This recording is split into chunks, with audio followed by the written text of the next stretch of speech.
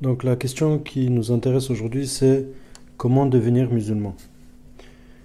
Pour devenir musulman, il faut dire Ashhadu an la ilaha illallah wa ashhadu anna Muhammadan Rasulullah. J'atteste qu'il n'y a de divinité qu'Allah et j'atteste que Mohammed est son messager. Mais pour que ceci soit valide, il y a quelques conditions. Alors tout d'abord, il faut comprendre le sens.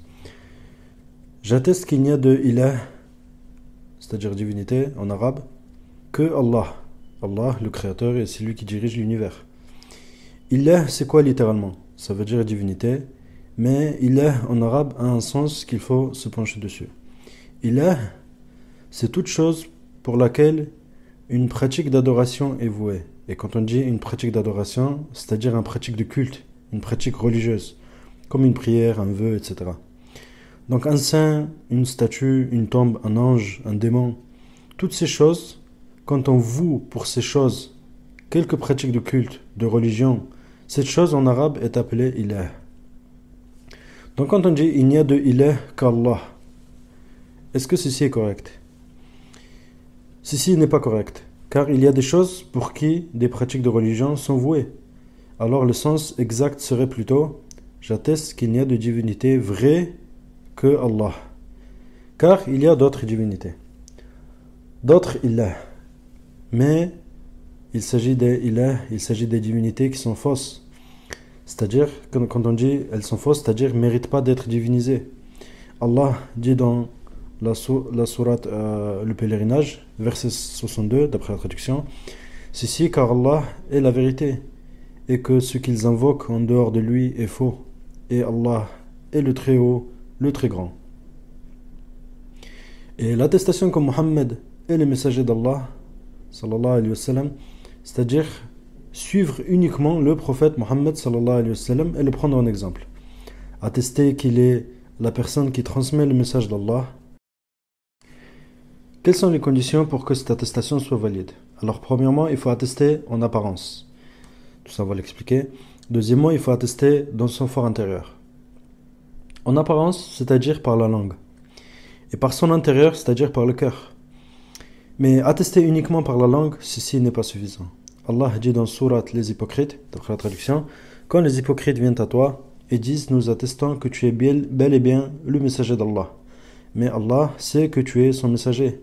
Et Allah atteste que les hypocrites sont bel et bien des menteurs. Menteurs car ils ne l'attestent que par leur langue, mais pas par leur cœur. Aussi, celui qui atteste dans son fort intérieur, mais refuse de prononcer l'attestation alors qu'il en est capable, n'est pas croyant. Allah dit dans sourate les bêtes, verset 33, nous savons très certainement que ce qu'ils disent te chagrine, mais ce n'est pas toi qu'ils prennent pour menteur, mais c'est les signes d'Allah que les injustes renient. D'après la traduction. Allah dit dans sourate la vache, Al-Baqarah, verset 146, ceux à qui nous avons révélé le livre le reconnaissent comme reconnaissent leurs propres enfants. Les polythéistes et les gens du livre reconnaissent, ou plutôt ils reconnaissaient, qu'il était le messager d'Allah, dans leur cœur, mais ont refusé de le déclarer par la langue, pour plusieurs raisons dont il faudra découvrir dans d'autres cours plus détaillés. Et même l'oncle du prophète sallallahu alayhi wa sallam, Abu Talib, croyait en lui, l'aimait et l'a même soutenu dans sa mission. Le prophète sallallahu alayhi wa sallam lui disait « Ô oncle, dis la ilaha illallah ». Mais il y avait aussi d'autres personnes qui dirent « Délaisses-tu la religion de Abdul Muttalib ?» c'est-à-dire la religion de ses ancêtres. Finalement, il a refusé de prononcer l'attestation et affirma qu'il reste sur la religion de ses ancêtres. Et le prophète sallallahu alayhi wa sallam informa que son oncle Abu Talib fait partie des habitants de l'enfer, alors qu'il croyait au prophète sallallahu alayhi wa sallam en son fort intérieur. Il a refusé car ceci reviendrait à déclarer que les statues de son peuple ne méritent pas d'être divinisées, c'est-à-dire ne méritent pas qu'on pratique des cultes pour elles.